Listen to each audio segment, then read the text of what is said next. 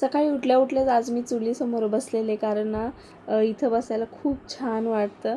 आणि आमच्याकडे गावाकडे पाणी चुलीवरतीच तापवतात. सगळं आहे गिजर वगैरे, तरी पण एवढं सगळं जे जळण येतं ते काय करायचं म्हणून ते चुलीवरतीच अजून पण पाणी तापवतात. आणि हे वरती चढलेले चिकू काढण्यासाठी, आणि अवधूत त्यांच्या मागून जाणार नाही असं होणारच नाही. पप्पाच हे करणार, ते आम्हाला करायचंच होतं म्हणून अवधूतसुद्धा वरती चढलेला. आम्हाला नेण्यासाठी चिकू हवे होते म्हणून ते तोडत होते. आणि हा चिकू बघा खूप मोठा होता. आणि असेच खूप चिकू झाडाला लागतात, पण कोणतेच अजून पिकले नव्हते. जाऊन त्यांना पिकवायचे होते आणि मग खाण्यासाठी ते रेडी होणार होते. आणि फायनली आमचा टाईम आला निघण्याचा.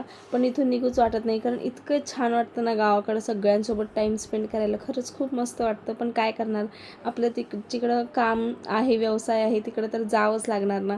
म्हणून आम्ही निघालो.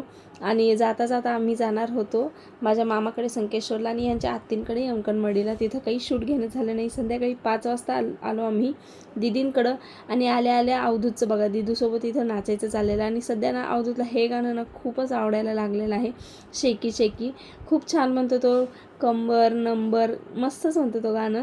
कधीतरी मी त्याचं शूट घेतलं ना तर मी तुम्हाला नक्की दाखवेन. आणि संध्याकाळच्या टायमिंगला आम्ही गेलेलो रंकाळ्यावरती. तर घरात बसून काय करायचं म्हणून म्हणलं चला एखादा फटका मारून येऊ. दीदींच्या घरापासून खूप जवळ आहे रंकाळा, म्हणून आम्ही गेलेलो. आणि जाऊन तिथं पहिल्यांदा आम्ही बोटिंग केलेली. म्हणजे इतक्या वेळा येतो इथं, पण बोटिंग आम्ही कधीच केली नव्हती.